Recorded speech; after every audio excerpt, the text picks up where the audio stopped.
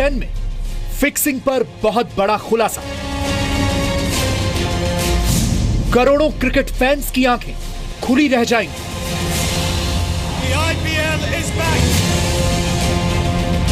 IPL के 10 साल का सबसे बड़ा पर्दाफाश। आईपीएल में हर गुनाह कैसे फिक्स हो जाता है।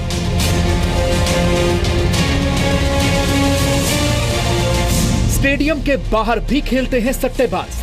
जी न्यूज के स्टिंग ऑपरेशन पर मुहर।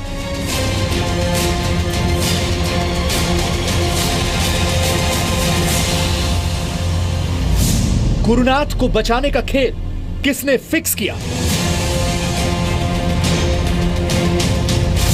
विंदु दारा सिंह का मोबाइल छूने से कौन डरता है? सट्टेबाजी की जांच फिक्स करने वाला गुरु कौन? आईपीएल के गुनहगार फिक्स। नमस्कार, शाम के 7 बज रहे हैं। मैं हूं आपके साथ में मानसा मलिक। आईपीएल में करोड़ों रुपए का खेल करने वाले और करोड़ों क्रिकेट फैंस के जज्बातों से खेलने वाले बड़े सट्टेबाजों पर एक बार फिर जी न्यूज पर बहुत बड़ा खुलासा। जी हां, 2013 में आईपीएल स्पॉट फिक्सिंग के आरोपियों के खिलाफ जांच में भी पुलिस की फिक्सिंग का खेल नजर आ रहा है। करोड़ों क्रिकेट फैंस को फिक्सिंग ने जिस तरह सदमा दिया था, आज एक बार फिर उन्हें चौंकाने वाली एक्सक्लूसिव खबर जी न्यूज को मिली है। आईपीएल सीजन 10 में भी फिक्सिंग के भूत से पीछा नहीं छूटा है। देखिए जी मीडिया संवाददाता राकेश त्रिवेदी की ये एक्सक्लूसिव रिपोर्ट।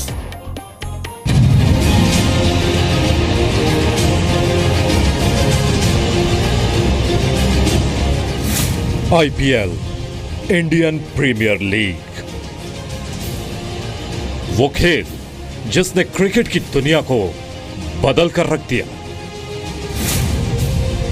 आईपीएल, वो जुनून जिसने क्रिकेट के फैंस को एंटरटेनमेंट की बुलंदियों तक पहुंचा दिया।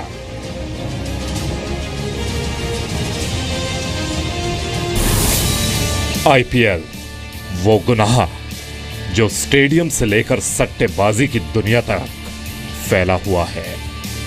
जी हां, आईपीएल के उसी सट्टेबाजी वाले गुनाह को लेकर एक बार फिर बहुत बड़ा खुलासा हुआ है। आईपीएल में सट्टेबाजी सिर्फ सटोरियों के बस की बात नहीं, बल्कि पुलिस की जांच यह कहती है कि इसमें क्रिकेट की दुनिया से जुड़े बड़े बड़े नाम शामिल रहते हैं। आज हम आपके सामने क्रिकेट के सटोरिये, सट्टा लगाने और लगवाने वाली बड़ी बड़ी हस्तियां और सट्टेबाजी की जांच को भी बट्टा लगाने वाले पूरे खेल का पर्दाफाश करेंगे।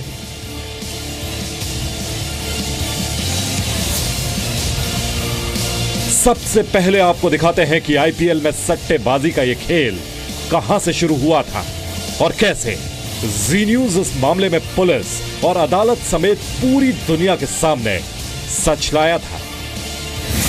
2013 में क्या हुआ था? 2013 में आईपीएल में स्पॉट फिक्सिंग को लेकर दिल्ली पुलिस ने जांच शुरू की थी। फटाफट क्रिकेट में स्पॉट फिक्सिंग और सट्टेबाजी के बड़े रैकेट का पर्दाफाश किया था। आईपीएल में सट्टेबाजी के रैकेट का खुलासा होने पर हड़कंप मच गया था। इस मामले में बॉलीवुड एक्टर विंदु दारा सिंह को भी गिरफ्तार किया गया था। सट्टेबाजी के रैकेट का खुलासा 2014 में जी न्यूज ने विंदु दारा सिंह के फिक्सिंग मामले को लेकर स्टिंग ऑपरेशन किया था। जी न्यूज के खुफिया कैमरे में विंदु ने सट्टेबाजी के रैकेट में शामिल होने की बात कबूल की थी। उसका नाम था समीर ठुकराल। उसको हम ढूंढते रहते थे, ये कहाँ खेलता है, सब उसके पास खेल रहे थे। और उसने जिस पे लगा उस पे फोन लगा दो। अपन ढूंढते थे ये आदमी खेलता किधर है। दिल्ली पुलिस के अलावा तमिलनाडु पुलिस को भी फिक्सिंग के एक बड़े रैकेट का पता लगा था। आईपीएल में एक मैच को लेकर तमिलनाडु पुलिस ने पड़ताल की थी। अप्रैल 2013 में चेन्नई सुपर किंग्स और राजस्थान रॉयल्स के मैच को लेकर तमिलनाडु पुलिस की क्यू ब्रांच ने जांच शुरू की। तमिलनाडु पुलिस की क्यू ब्रांच ने बुकी उत्तम जैन उर्फ किटी को गिरफ्तार किया। क्यू ब्रांच के तत्कालीन एसपी जी संपत कुमार और आईपीएस आभाष कुमार सट्टेबाजी की जांच कर रहे थे। चेन्नई सुपर किंग्स के प्रिंसिपल गुरुनाथ मयप्पन, होटल व्यापारी विक्रम अग्रवाल और बुकी किट्टी के बीच कनेक्शन पाया गया था। बुकी किट्टी ने पुलिस को बताया था कि वो विक्रम के जरिए गुरुनाथ मयप्पन से मिला था। संपत कुमार ने बुकी के बयान के आधार पर एक रिपोर्ट तैयार की थी। रिपोर्ट में पहली बार 2 बड़े खिलाड़ियों के नाम आए थे, मगर कुछ दिनों बाद ही जांच क्यू ब्रांच से लेकर सीबीसीआईडी को सौंप दी गई। 2014 में जब तमिलनाडु की सीबीसीआईडी जांच कर रही थी, उस वक्त जी न्यूज ने इस मामले की जांच अचानक ट्रांसफर होने पर स्टिंग ऑपरेशन किया था। क्यू ब्रांच के अफसरों ने साफ कहा था कि उन पर जांच को लेकर दबाव था, यानी पुलिस के आला अफसर इस मामले में कुछ लोगों को बचाना चाहते थे। So what is your personal opinion on match fixing, like especially on the cricketer's point of view? I myself is a cricket player, boss. Okay, I used to play for my college and all. Okay, university also I represented. But my point is, it's totally. I have seen this match. It's totally a fixed one. You can see that match. It's in recording. All matches or not all that. Not all. Not all. This thing. 130-140 score. 2014 में जी news के sting operation में fixing करने वालों के खिलाफ जांच में हेराफेरी का खुलासा हुआ था, मगर इसके बावजूद तमिलनाडु पुलिस की सीबीसीआईडी ब्रांच पर कोई फर्क नहीं पड़ा और उसने जो जांच रिपोर्ट कोर्ट में पेश की है, उसे देखने के बाद अदालत भी हैरान है। कोर्ट ने साफ कहा है कि सीबीसीआईडी की जांच सही नहीं है।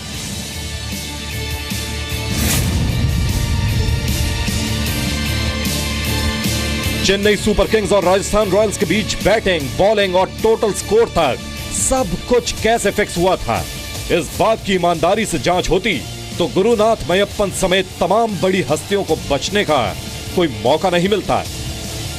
मगर यहां तो अदालत ने जिस तरह से पुलिस की जांच पर सवाल उठाए हैं, उसे देखकर यही लगता है कि फिक्सिंग की जांच भी कहीं फिक्स तो नहीं हो गई। चेन्नई सीबीसीआईडी के मेट्रो विंग के इंस्पेक्टर केआर सेंदिल कुमार ने आईपीएल फिक्सिंग एंड बेटिंग मामले में अपनी एक स्पेशल रिपोर्ट लॉन्च की थी। एफआईआर के मुताबिक चेन्नई के कुछ सट्टेबाजों ने मैच से जुड़ी अंदरूनी जानकारियां जुटाकर गैर कानूनी ढंग से मुनाफा कमाया था और आईपीएल से जुड़े एक बड़े घोटाले को अंजाम दिया था।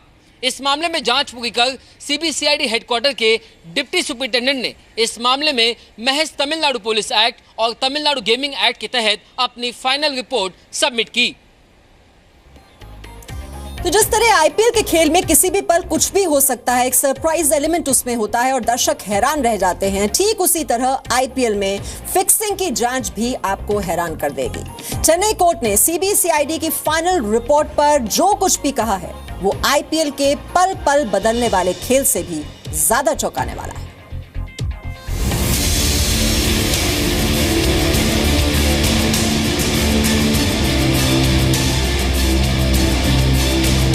आईपीएल मैच के रंगारंग खेल में फिक्सिंग का काला साया क्रिकेट प्रेमियों के लिए किसी सदमे से कम नहीं था।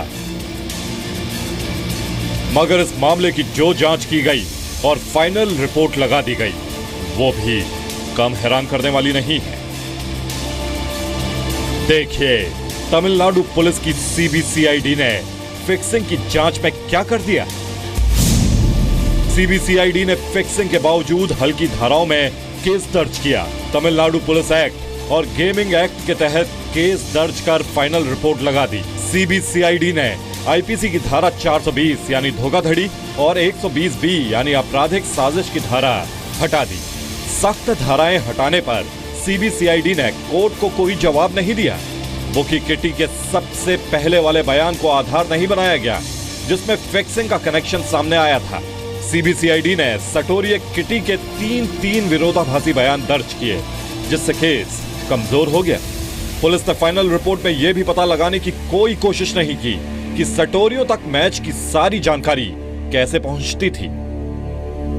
शुरू में जब एफआईआर रजिस्टर हुई थी तो तथ्य समक्ष थे कि इसमें एक क्रिमिनल कॉन्स्पिरेसी हुई है। इस कॉन्स्पिरेसी के तहत मैच फिक्सिंग होगी और जो लोग दर्शक ये सोच रहे हैं कि वो टिकट खरीद के एक सच्चा मैच देख रहे हैं, एक्चुअली वो झूठा मैच था, तो ये एक चीटिंग का केस बनता है और वो चीटिंग का केस न करते हुए उन्होंने यदि सिर्फ एक गैम्बलिंग एक्ट का केस किया है तो पूरी तरह से इन्होंने एक तरह से केस को धराशायी कर दिया है। अब आपको आईपीएल फिक्सिंग से जुड़ा एक और चौंकाने वाला सच दिखाते हैं।